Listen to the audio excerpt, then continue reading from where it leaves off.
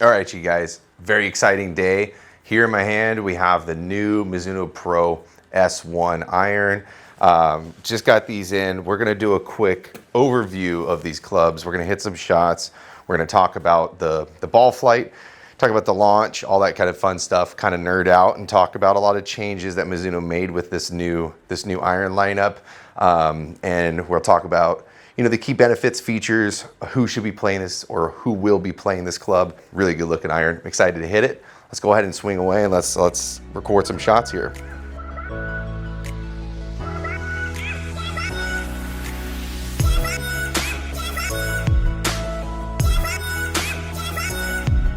Alrighty, so first thing down at the ball at address, the satin finish is the first thing that I notice off the top of the face. And also probably the biggest change that Mizuno had with this particular iron. And I'll do some comparisons for you guys and I'll show on camera to show you the differences. I think this is, the first time they've done a significant change. You look at the irons, I'll grab an example here. We have the old MP4 irons. So I'll hold this one up for the camera for you guys to see. Here's an old MP4 Mizuno. It's got a little bit of tape, lead tape on it. And then here's the new S1. So the Mizuno Pro S1 versus the MP4s. Now, anybody out there who knows the MP4s, these are, 16, maybe 16 years old now, maybe even longer than that. Can't remember the last time I actually looked at when the MP4s came out. But again, MP4s, if you look at the MP4s all the way up to the 221s and the 241s, there's not a whole lot that they changed between the looks of the irons. So here in my hand is the 241s. This 241 is now being replaced by the S1s. So gives you guys a little bit of a comparison. I think the biggest change, obviously from the cosmetic standpoint, is they did get rid of the chrome look and they went with a satin finish, which for me I think is a huge win. I love the satin look to them. Down by the ball at address, it has a traditional look to it.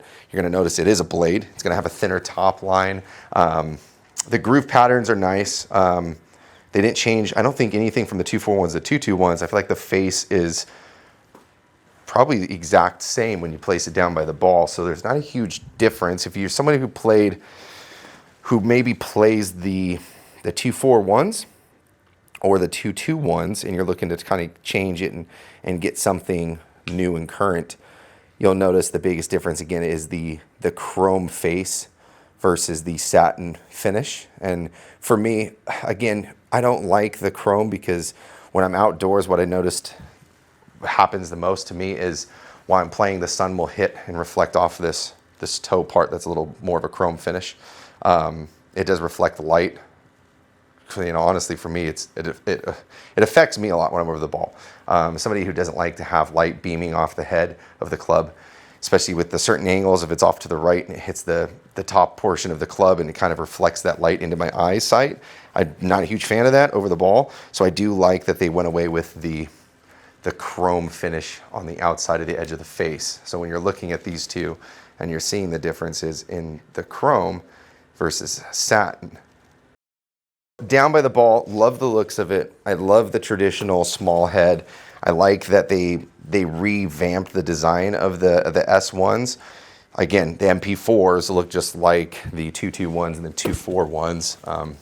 Hardly a difference. So let's hit some shots. Let's get the feedback and talk about that old traditional Mizuno feel. Pulled that a mile left, but I'll tell you right now, it feels just like a Mizuno blade should feel off the face. It feels wonderful. It feels soft, everything you would expect. Yeah, I mean, it's just, that's lovely. I mean, I love it. It's, again, you look at blades, they're traditionally lofted. So the S1s are 34-degree loft. Flighted down, like I'm playing them pretty flighted. 15-degree launch, quite a bit of spin. So I can get one at 17.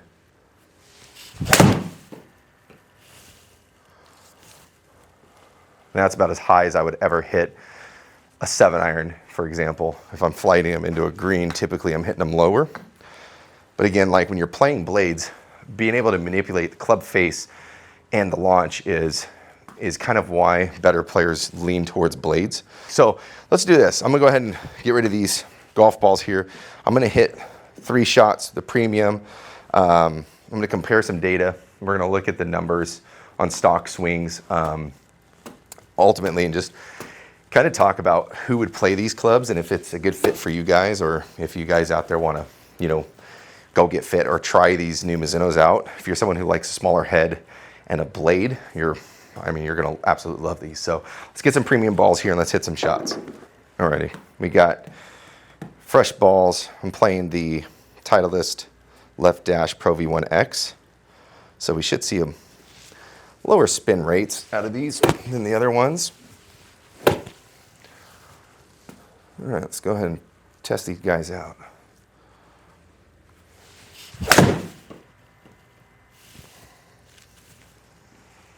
Yeah, these feel just absolutely perfect. Love the looks of them. Huge fan of Mizuno blades. Again, Japanese, hand-forged Japanese steel. They just know what they're doing with it.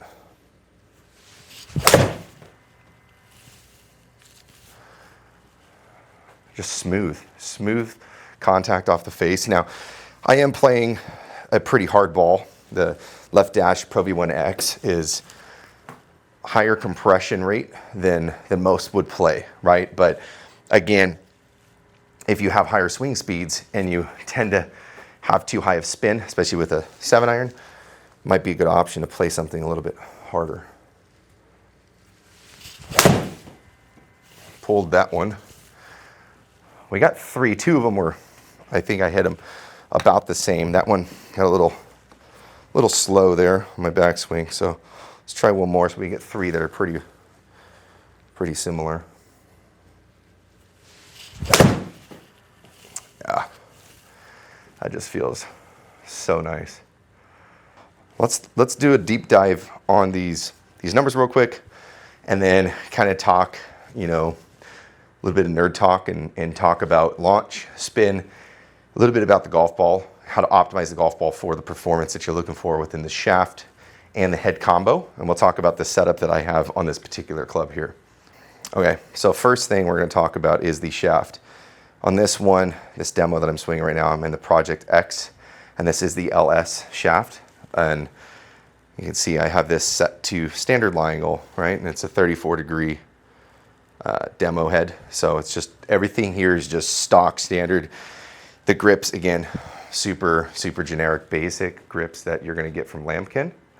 And these are on all demos, right? So not changing swing weight, anything. Now when it comes to doing the fitting and you're looking at shaft options, golf ball, all that stuff, the 2 biggest areas that people can make improvements and the easiest things to change, variables to change, are gonna be your shaft and your golf ball.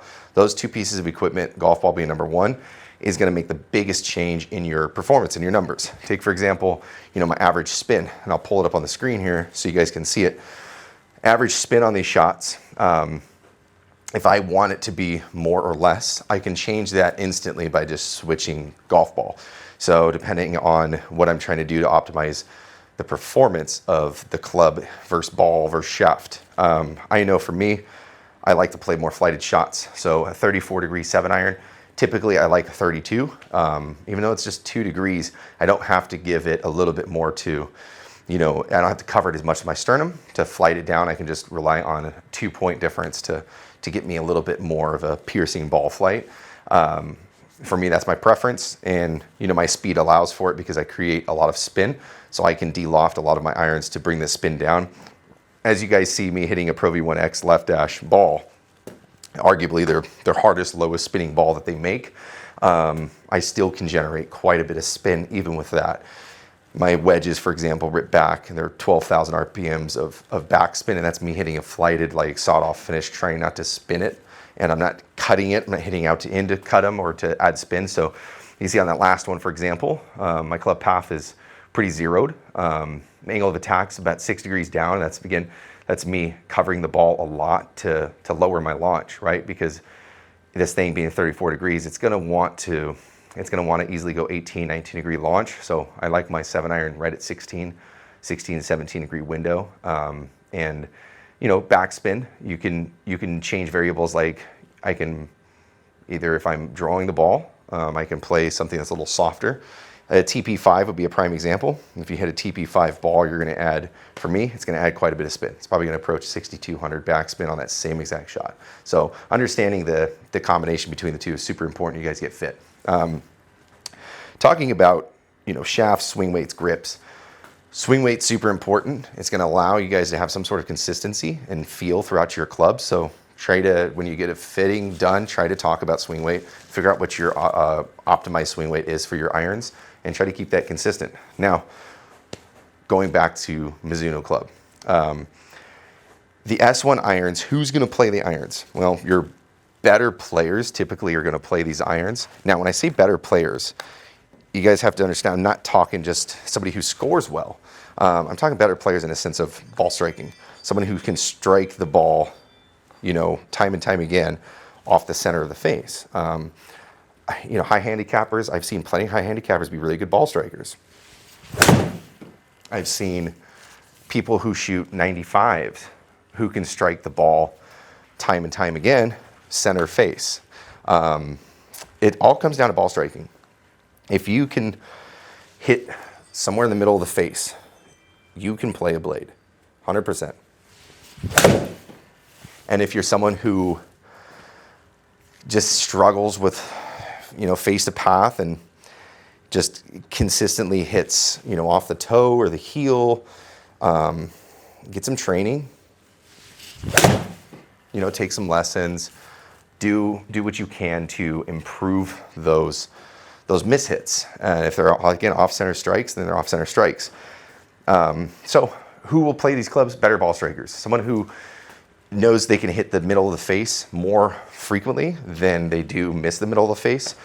It would be a good idea to build yourself a combo set of Mizuno irons. The blades, maybe pitching through 8-iron, you play in the S1s. And then for the others, you can fill in with S3s. Better ball strikers, you guys are going to love these blades. Very traditional look. Again, when you look at the ball and the club next to each other, you're going to notice it's thin top line, it's thin bottom sole. Even for a 7-iron, you look at like the Mizunos from 15 years ago, they haven't changed a whole lot of the shape. I think they're exactly the same millimeters from toe to heel. Faces look very similar, but again, the biggest changes that you guys had on this one versus anything else, I think, is just doing away with the chrome and the overall looks of the Mizuno Pro S1 versus, you know, the 241s and the 221s and, you know, even the old school MP4s. Huge difference in looks. So huge shout out to Mizuno and the team over there and the people in their design crew who are actually coming up with the different designs, putting them in through the tests, everything like that. Like, huge shout out to them. They're doing a phenomenal job.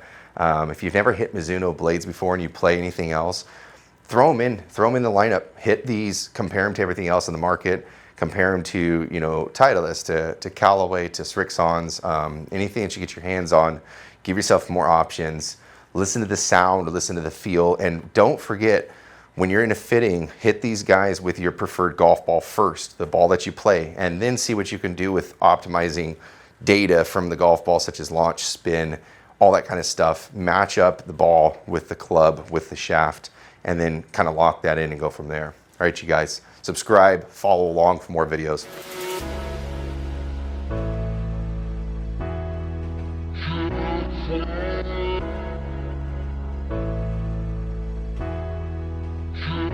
Yeah.